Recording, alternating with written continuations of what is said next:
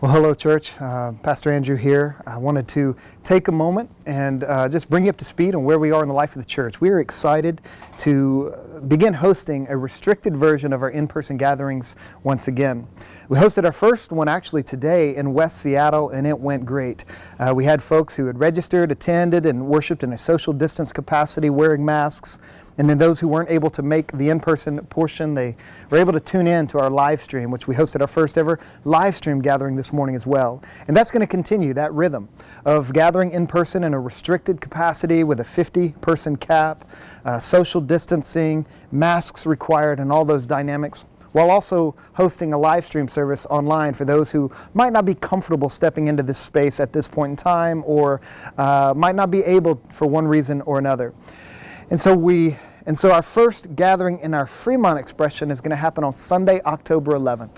And we look forward to seeing each other again at the Emmanuel Bible Church, the facility that we've had the joy of worshiping in for a couple of years now. And so I just want to give you a picture of what you can expect upon arrival.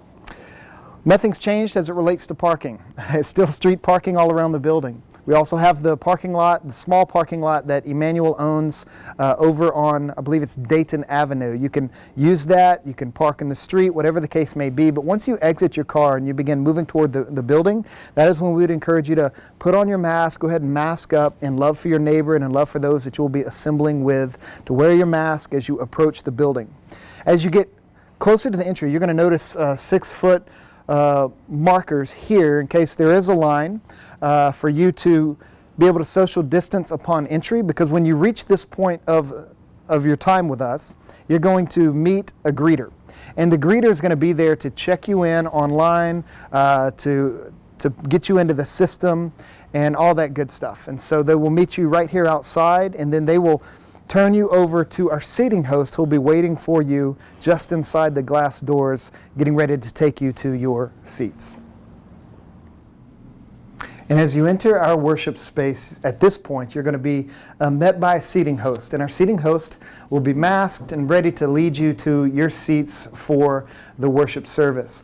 Before you enter, you'll also find on this table there'll be a fuller sanitizing station for you to utilize upon entry.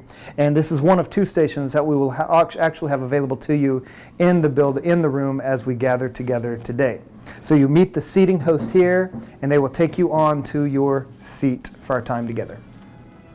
Well, now that you have found your seat and you are kind of placed in a social distance capacity all throughout this gym, you're going to hopefully be encouraged that we do have ample space in this facility with very high ceilings and enough ground space that we can have 6 feet circumference for every unit of RSVPs that are going to be scattered throughout the room worshiping together. And when you sit down, you're going to notice 2 things. One is you're going to find this QR code on the back of chairs that you can use your smartphone to scan and receive a digital copy of our worship guide, as well as some other helpful information that will serve your time with us next week. But then you're also going to find your communion elements. They'll be scattered throughout the room, a little cup with some juice and a cracker that represent the body and the blood of Jesus, and we will partake of that at the appropriate time in our worship gathering next week. And so, church, we really are excited to assemble back in person, even in this restricted capacity. We hope you are looking forward to it. Be praying for our time together, that we would, that our hearts would benefit as we sing the gospel together, speak the gospel together, and then see the gospel illustrated in the Lord's Supper and, Lord willing, in baptism as we celebrate that too.